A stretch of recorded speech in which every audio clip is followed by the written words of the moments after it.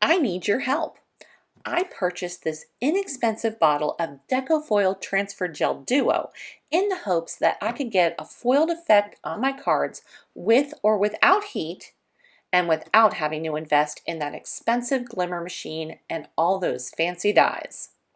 Let's see how it works and let's get crafting. Because I want to really put this product to the test, I'm starting off with a stack of cardstock, a whole bunch of stencils, the Transfer Gel Duo, and a palette knife to spread that with. Since I really didn't know what I was getting myself into, I am working on my glass mat. I actually have two different glass mats. This is the We Are Memory Keepers glass mat. I also have the Tonic Studios glass mat by Tim Holtz. Both work equally as well. A silicone mat works just great, but I would highly suggest that you do not work on your desk surface. It needs to be something that's going to clean up just as you would use for any other type of medium. I'm using simple painter's tape here to hold down my cardstock, and then again I'm going to tack down my stencil as well. With my surface prepped, I am ready to go ahead and start using the Transfer Gel Duo. Now it is Duo because it can be used with or without heat. So obviously I am just opening up this product and I am not one to waste, so I'm going to scrape the foil and go ahead and use that product as well. So if you consider drying time a drawback, well, then this has got drying time. I am applying a very thin coat, the thinner the better in my experience at this point, because I do want it to dry in about an hour or less. If you lay it on a little thicker, it is stickier, it takes longer. Some of these I will leave to dry overnight, not that you have to. The package instructions does say that the product will dry in about an hour. Some other things to note. I am scraping off any extra from the stencil. Again, I don't want to be wasteful. There's no point in me washing it off if it can go back in the pot. It's not contaminated in any way. Um, I found out very quickly that this product is very sticky. It is an adhesive, which I kind of didn't really think about when I bought it, but it is an adhesive. So I highly recommend wiping off the edge of your container before you pop that top back on, because you can glue the top to the container. Remember, it can be used without heat. My second recommendation is to have a container filled with warm soapy water. I use Dawn liquid, the blue stuff, and I have that off to the side. I do wipe off all my utensils, and my stencil will ultimately go directly into that container. You don't want the adhesive to be permanently stuck to any of your product, including your palette knife. But it came out pretty well, and I'm going to clean up and go to the next one. You'll notice that I am able to reuse some of my painter's tape as well. About halfway through, I do replace some of those pieces as they just got too gooped up with the transfer gel. Hey y'all, I'm Wendy from Village Card and Craft, and I want to thank you so much for choosing to spend your time with me. I had to take a little break and go get my hair done. So we are back in the driver's seat, and I can't thank you enough for choosing to be here, and I hope you're enjoying it. If you're finding value from my content or enjoyment, please consider giving me a thumbs up and hitting the subscribe button. We'd love to have you be a part of the Village Card and Craft community.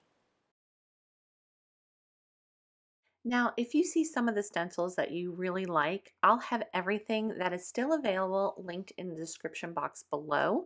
I believe this is a Vicky Booten stencil. I love her stencils and they're great value. However, the reason that I chose this one, not only because of the poinsettias, but it has a lot of open space in comparison to the last stencil that I used. So is the transfer gel going to work as well? Is it not going to work at all? Who knows? But we're going to find out.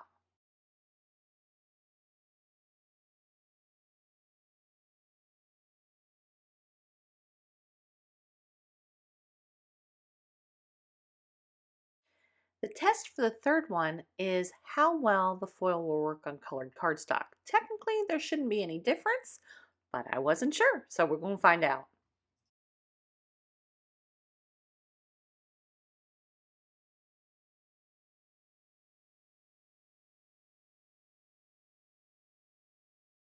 So this next one is a real wild card.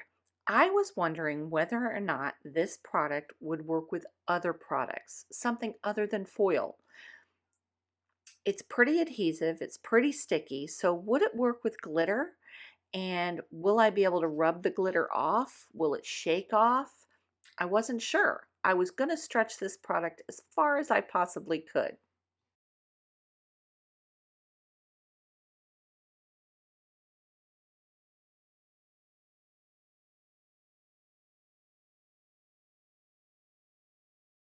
What about inking?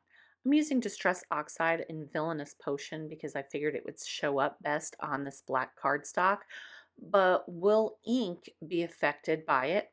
Can I ink before or do I need to ink after I foil? Lots of questions here.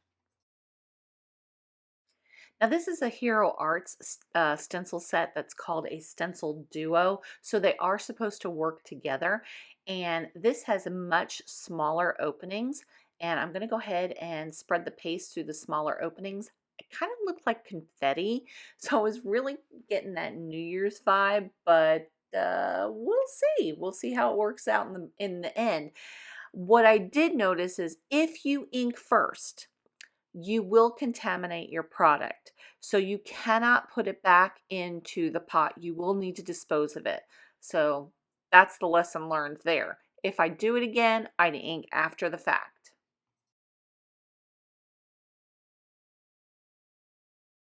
This is also a perfect example where you will see that the paste is white. The paste starts out white, but you will know it's ready to foil once it turns clear.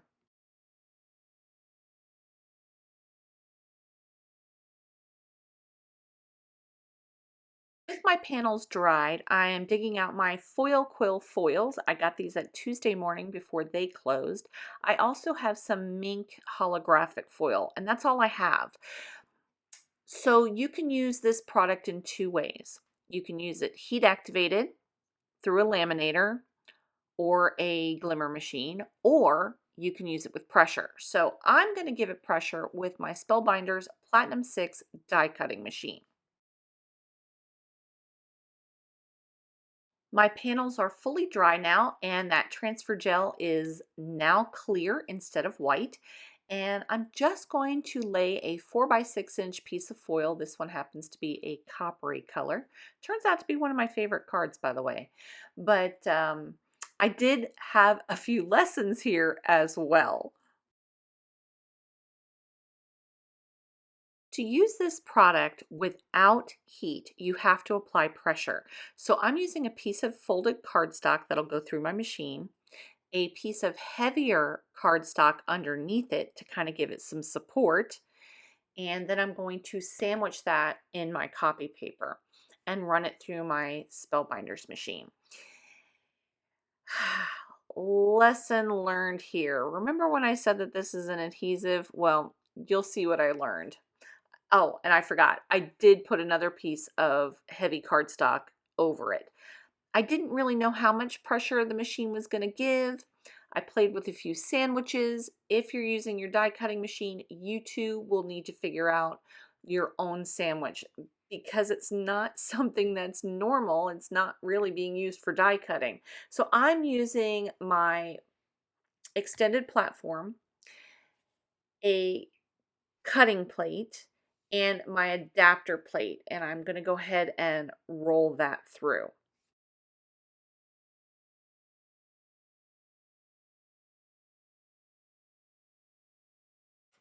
So if you didn't know, I'd love to invite you to come join us over on Facebook at Village Card and Craft, where you can share all of your creations and makes with the rest of our lovely little group that we've got going over there.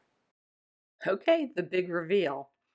Remove the adapter plate, my copy paper, my cover cardstock, which stuck to both pages because when I applied the pressure, It sandwiched all of those pages together, so I have to peel some of this off. It's still totally usable, but wait till you see this. Oh, I was so excited. This came out beautifully. I told you, this one really turned out to be one of my favorites. Now, if you use this product, make sure you hang on to the foil that you removed because we're going to use that too. So I have to break in here and apologize because somehow my phone did not tape the laminated portion. But if you've had a laminator before, you know how it works. You put it in a carrier sheet and you run it through. I did heat it on its highest setting, let it come up to temperature. I did learn a little something though. Instead of using copy paper, I switched to parchment paper. So if anything oozed or sunk out from the toner, the transfer gel, then it didn't get stuck to the parchment paper like it did with the first one that I showed you. But I am going to show you what I did with all the rest of them, and I'm going to show you all the finished cards. So let's get back to it. So the leftover foil sheets are not going to go to waste. We are going to turn those into beautiful cards as well. Going back to the transfer gel, I'm going to just apply that in a thin coat over an entire piece of blank cardstock. Here I'm not going through any stencil. I'm just going to apply it. You probably could use a brush if you wanted to. Just make sure that you clean out that brush before the stuff dries on it. Otherwise you'll have a sticky, hard, bristled brush and you won't be able to do anything with it. Now that my panels are completely dry, I am once again going to use my die cutting machine. As you can see, it's got a clear coat, and I'm going to add my cute little peppermints with holographic foil. I'm going to use that parchment paper so it doesn't stick and run it through the die cutting machine with the platform, the cutting plate, the foiled parchment paper, and then the adapter plate on top. Now I am running the video at normal speed because I want to show you just how slowly I'm running this through the die cutting machine. I'm not finding a whole lot of resistance here. If you're finding too much, stop. You don't want to break your machine. But in this case, I really wasn't finding too much resistance, so I added a piece of heavyweight cardstock to the top and reran it through so I got just a little bit of pressure. And wait till you see this. It really comes out so cool.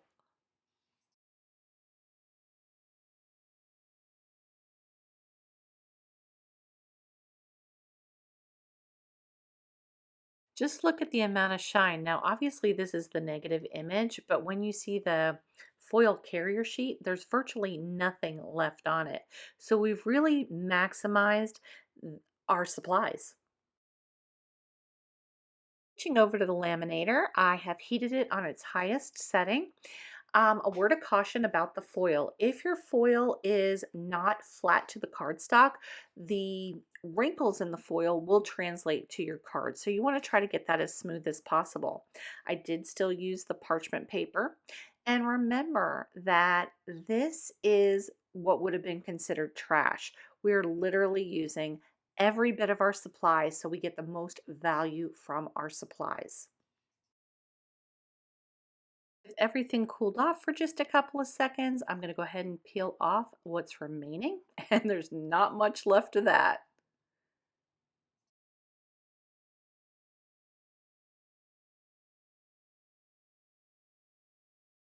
Right, the first technique is glitter while wet. Although this came out beautifully, I would use my stencil better. I will link that above if you haven't seen that video.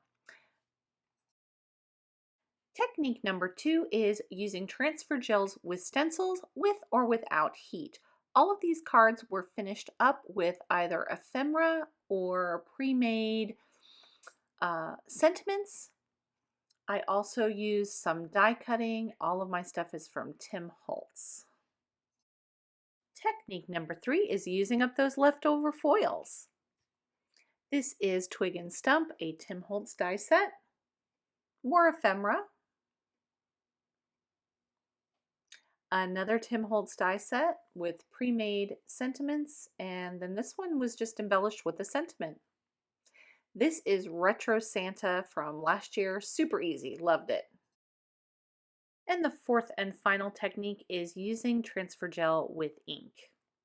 This is simply embellished with a die cut sentiment. Whew, we're done. 11 cards, 4 different techniques. What did you think? Do I keep it or do I send it back? Let me know in the comments below. Until next time, I'll see you real soon.